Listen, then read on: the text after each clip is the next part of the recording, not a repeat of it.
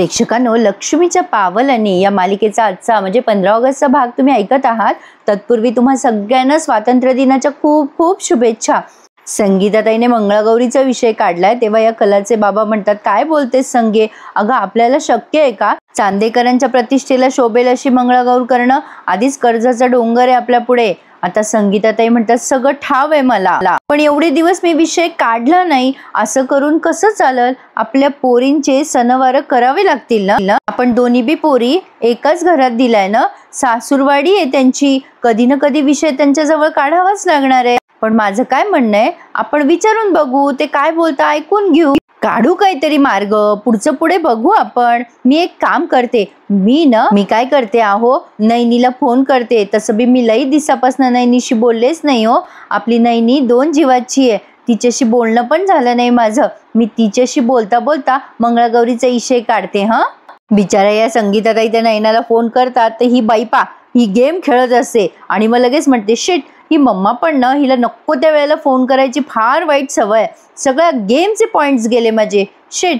आता फोन उचलते आणि म्हणते, हॅलो। आता त्या संगीताताई म्हणतात, बरी आहेस ना बाळा, कशी आहेस? नैना म्हणते, सगळं ठीक आहे, इकडे काय होणार होतं? संगीताताई म्हणतात, अगं तसं नाही ग, मला विचारायचं होतं की तुझे सासूरवाडी सगळे ठीक आहेत ना? नैना म्हणते, हो सगळे मजेत आहेत इथे। संगीताताई म्हणतात, काय ग तुझी तब्येत कशी आहे, पोटबीट दिसायला लागलं का तुझं? नैना म्हणते, इतक्या लवकर कुठे ग, माझी तब्येत अगदी फिट आहे। मग या संगीताताई म्हणतात, काय ग चांदेकरांनी मंगळागौरीचा काही विषय काढला का? नैना म्हणते, मंगळागौर? कोणाची मंगळागौर? संगीताताई म्हणतात, अगं तुझी आणि कलाची ग। मग नैना म्हणते, ओ मी फक्त नावापुरतीस ना, मला माहितीये ग मम्मा, तू फक्त कलाच्या मंगळागौरी विषयीच फोन केलास मला।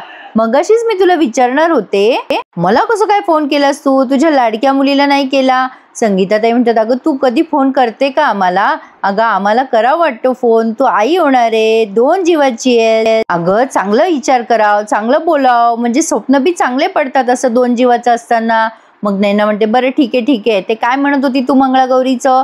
मग संगीताताई म्हणतात, अगं तुझी आणि कलाची मंगळागौर करायचं ठरवलंय का त्यांनी?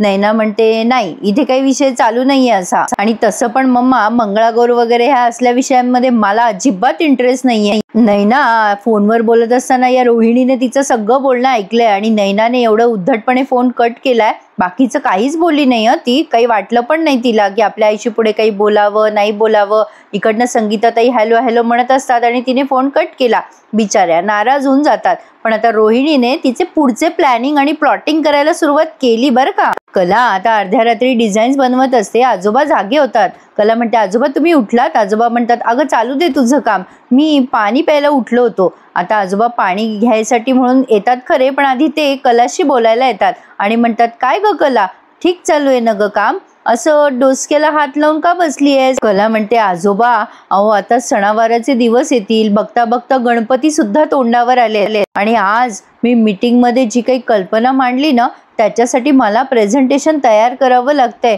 आणि उद्याच ते प्रेझेंट करायचंय। आबा म्हणतात, अगं आपल्या बैठकीमध्ये जो काही निर्णय झाला त्याचं प्रात्यक्षिक आपल्याला द्यावं लागल बाळा। मग आता कला म्हणते, आजोबा अद्वैत ठीक म्हणत होता, म्हणजे कल्पना सांगणं आणि प्रेझेंटेशन देणं खूप अवघड असतं। आजोबा म्हणतात, हे बघ, चांगलं काम करायचं म्हटल्यावर त्याला वेळ लागणार ना, तू मनापासून करतीयस ना, तितकंच मनापासून हे सगळं काम निभव बाई पोरी, थांब मी आलोच पाणी पिऊन। तेवढ्यात आता अद्वैत जागा होतो आणि म्हणतो, काय हो आबा, काय झालं, तुम्ही जागे कसे काय, तुम्हाला बरं वाटत नाहीये का आबा? आबा म्हणतात, अरे नाही रे बाबा, मी पाणी प्यायला उठलो होतो तर इथं बघतो तर काय, तुझी बायको जागी होती म्हणून जरा विचारपूस करत होतो तिला, पण तू रे, तू कसं काय जागा आहेस? अद्वैत म्हणतो, तेच ते। आबा म्हणतात, अरे पठ्या, तुझी बायको तुझ्या खोलीत नाही तर तुला झोप येत नाहीये होय? कला अद्वैतकडे बघायला लागते। अद्वैत म्हणतो, नाही आबा तसं काही नाही, ही नेहमी पाण्याचा ग्लास घेऊन येते ना, वर आली नाही मगासपासनं, म्हणून खाली येऊन बघितलं मी। आता आजोबा म्हणतात, बरं चालू देत तुमच्या दोघांचं, अद्वैत म्हणतो नाही नाही आबा, चालू दे काय, अहो बसा तुम्ही इथे, मी आणतो तुमच्यासाठी पाणी. अद्वैतने आजोबांना खुर्ची दिली आहे आणि किचन मध्ये पाणी प्यायला म्हणजे पाणी आणायला गेलाय तो त्या आजोबांसाठी. आता आजोबा तिथे बसतात तर त्यांना पलीकडे ताट झाकलेलं दिसतं कलाचं. ते विचारतात कलाला आपुलकीने, बाळा तू जेवली नाहीस कला? कला म्हणते नाही ना आजोबा, आधी डिझाईन्स करून घेईल म्हटलं मग जेवेल. आजोबा म्हणतात अगं वाजले किती कला? आता ही कला म्हणते हो आजोबा, पोटभर जेवले असते तर झोप आली असती ना मला, म्हणून मी नाही जेवले. आता आजोबा म्हणतात अगं कला, पोट भरलेलं असलं ना तर कामं सुचतात आणि असं उशिरापाशिरा जेवलं तर पित्त उसळतं बाई, कामामध्ये मन नाही लागत मग. आता आधी तू जेवून घे बरं, जेवण्याच्या बाबतीत अजिबात हायगाई करू नकोस. आता अद्वैत पाणी आणतो आजोबांना, तेव्हा आजोबा त्याला म्हणतात अद्वैत ते तिथं ताट झाकेले बघ, ते इकडं आण बरं. कला आजोबांना म्हणत असते आजोबा राहू द्या ना, मी घेईल नंतर स्वतःच्या हाताने. पण आता अद्वैतने अगदी इमानदारीने ते ताट आणलंय बरं का. आजोबा मुद्दाम अद्वैतला विचारतात काय रे अद्वैत, तू जेवलास का? अद्वैत म्हणतो हो आजोबा, मी मगाशीच जेवलो. वेळेवर नाही जेवलं ना की ऍसिडिटी होते ना, म्हणून मग मी वेळेवरच जेवलो. आता आजोबा म्हणतात वा रे वा पठ्या, तुझी बायको जेवली नाही जेवली हे बी तुला माहिती नाही का? अरे एवढं काम करतीये ती, तिला बी ऍसिडिटी होईलच ना तुझ्यासारखी. आता अद्वैत म्हणतो आबा ती काय लहान आहे का, तिची ती काळजी घेऊ शकते ना. आजोबा म्हणतात अरे पण ती हे सगळं आपल्यासाठी करते ना, घरामध्ये पाहुणे होते म्हणून ती राबली, त्यांच्यासाठी स्वयंपाक बनवला, आता ती इथे बसून डिझाईन बी बनवतीये. आता तुझं काही कर्तव्य नाही का रे तिच्यासाठी? अद्वैत आता जरा चाचरतो बोलायला आणि म्हणतो आबा अहो ऑफिसमधला प्रत्येक एम्प्लॉई काम करतोच की मनापासनं, मग हिचं काय एवढं? कला आता त्याच्याकडे रागाने बघते.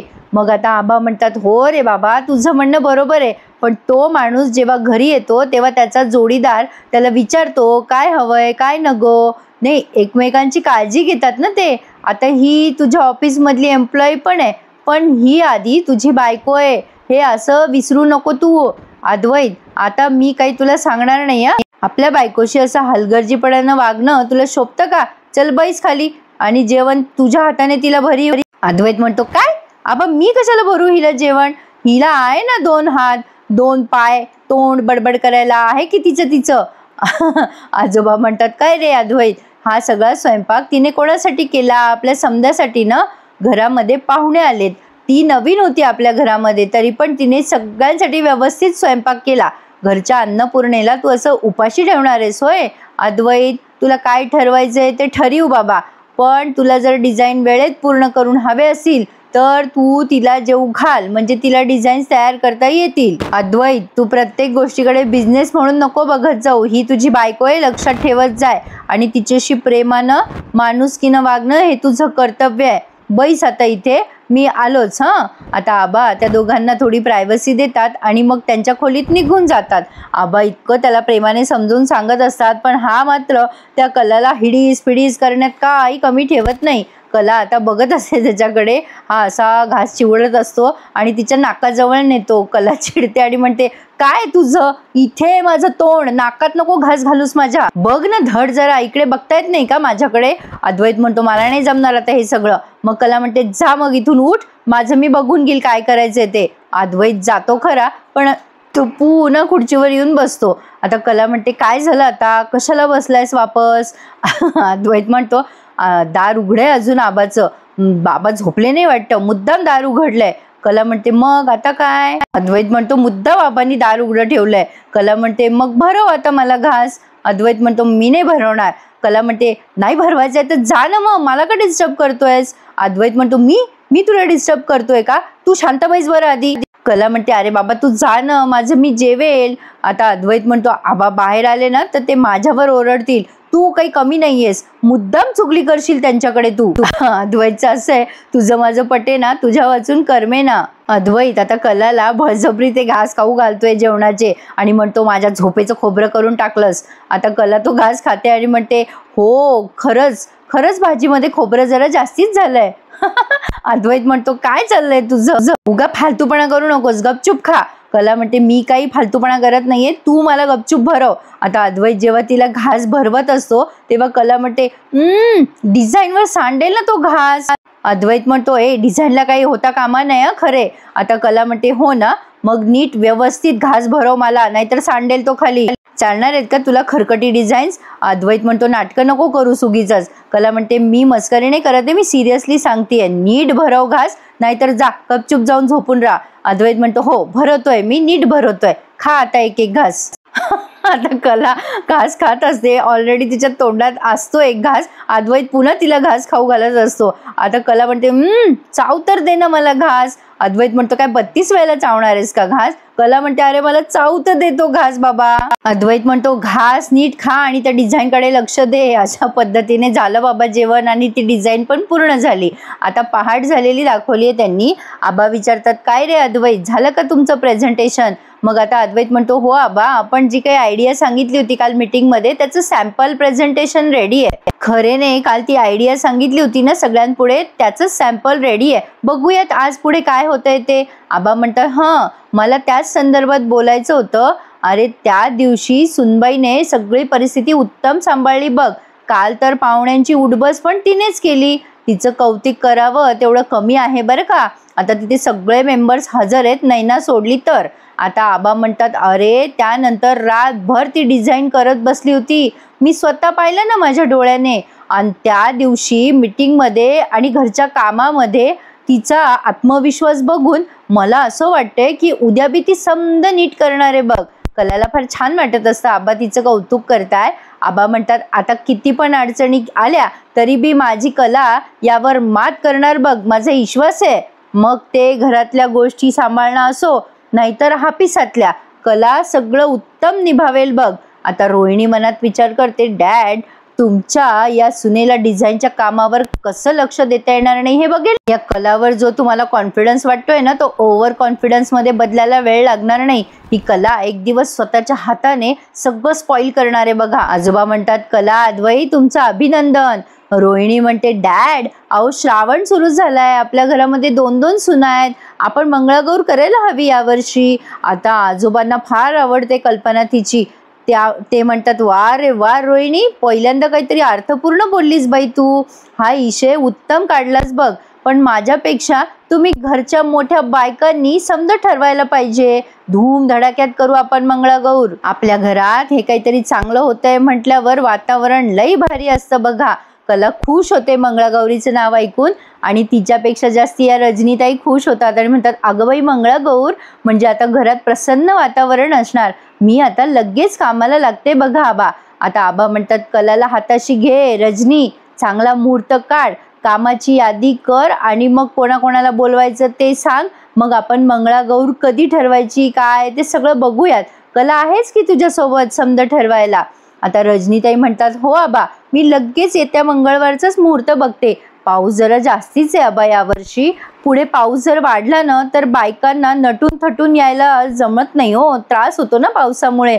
म्हणजे आपल्याला थोडीशी घाई होईल पण 2 दिवस आहेत की अजून, होऊन जाईल मॅनेज सगळं. आता रोहिणी म्हणते अगदी बरोबर हा रजनी, लवकरात लवकर ही मंगळागौर उरकून टाकूयात बघ, म्हणजे काय नंतर टेन्शन नको. आजोबा म्हणतात उत्तम कल्पना आहे पण तुमचं तुम्ही बघा, समधी कामं तुमच्यावर येणार आहेत बरं, फक्त ते एक ध्यानात ठेवायचं. रजनीताई म्हणतात हो आबा, सगळं शिस्तीत आणि पद्धतशीर करू, अगदी परंपरेला धरून सगळं करूयात. मग आता हे आजोबा म्हणतात काय ग नैना कुठे तुझी सून, तिची बी मंगळागौर आहेच की. आजकाल ती काय करते काय नाही काही कळत नाही बघ. नैना आता मोबाईलवर माहिती सर्च करत असते की यात तर असं लिहिलंय इथे 3ऱ्या किंवा 4थ्या महिन्यात बाईचं पोट दिसत असतं. आता काय करू मी? आता या नैनाची प्रेग्नन्सी फेक आहे आपल्या सगळ्यांना माहिती आहे, पण हे घरच्यांना माहिती नाही ना.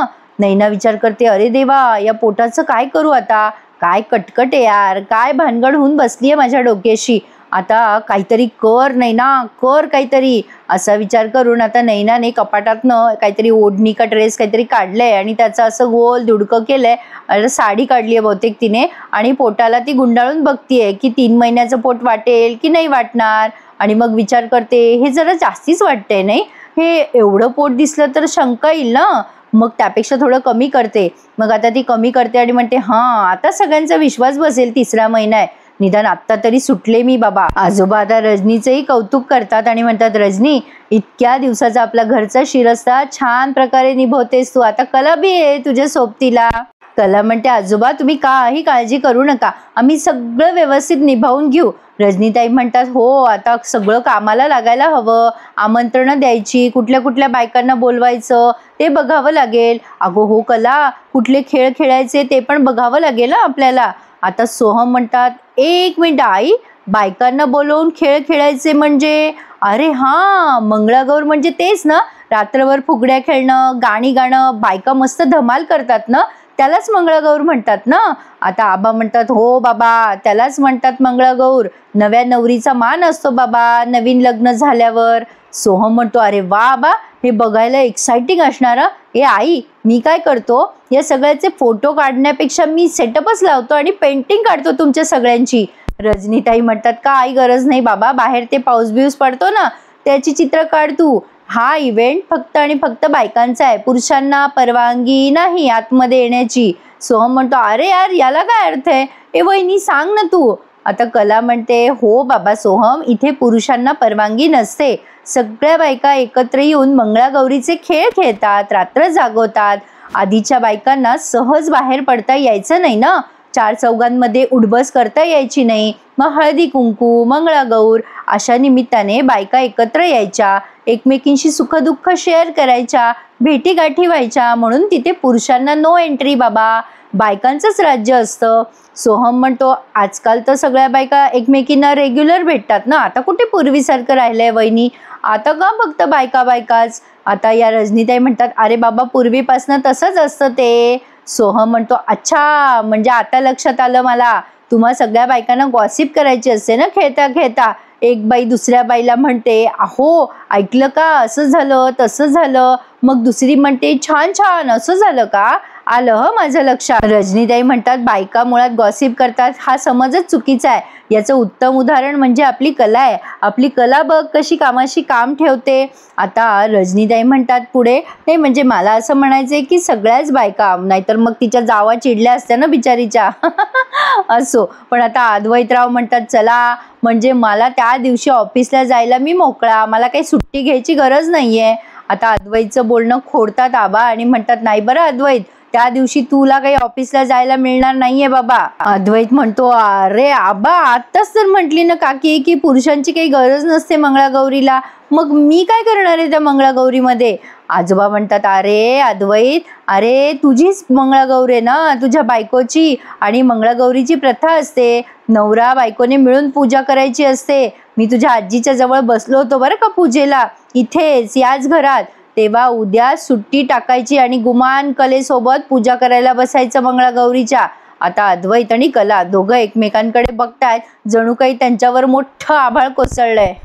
आता प्रेक्षकांनो, हा भाग तर इथेच पूर्ण झालाय, पण नवीन प्रोमो तुम्ही काल बघितलाच असेल, तर आता त्याचाच पुढे हा रिकॅप त्यांनी दाखवलाय, म्हणजे रिकॅप नाही पण पुढे तेच दाखवणार आहेत ते. पुढच्या भागात आपण बघतोय अद्वैत आणि कलाची मंगळागौर असते, तर आबा सरोजला म्हणतात की तू सगळं काही कर, पण सरोज आता एवढी वैतागते आबांवर आणि म्हणते, हे बघा आबा, मला काही असली कामं सांगू नका. आबा म्हणतात, अगं कलाच्या आईला आमंत्रण दे तू स्वतः. पण सरोजताई म्हणतात की हे बघा, मला ना हे तुमचं पटतच नाहीये आबा, आणि मुळात मला या दोघी या घरात आहे तेच पटत नाहीये, माझ्यावर कुठलीच जबाबदारी टाकू नका. आता मंगळागौर चालू असताना अद्वैत मध्येच निघून जातो झालं झालं करून. आता कला चिडते आणि म्हणते, काय अद्वैत, जेव्हा पाहिजे तेव्हा बायको म्हणून वापरून घ्यायचं, मी काय तुला भावली वाटले का रे, जेव्हा पाहिजे तेव्हा बायको म्हणून मिरवायचं आणि काम झालं की टाकून द्यायचं. आजोबा मी ही मंगळागौरीची पूजा करणार नाही, असं म्हणून कला निघून जाते. पण आता तिथे आबा खाली कोसळतात प्रेक्षकांनो, त्यांना अचानक खूप मोठा धक्का बसतो कला निघून गेली आहे म्हणून. आता आबा खूप चिंतेत असतात आणि डॉक्टरला म्हणत असतात,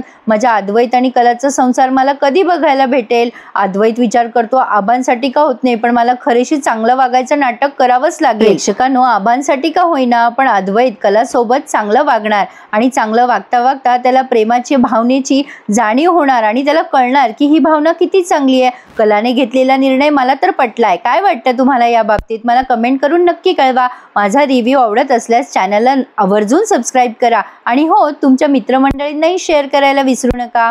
धन्यवाद.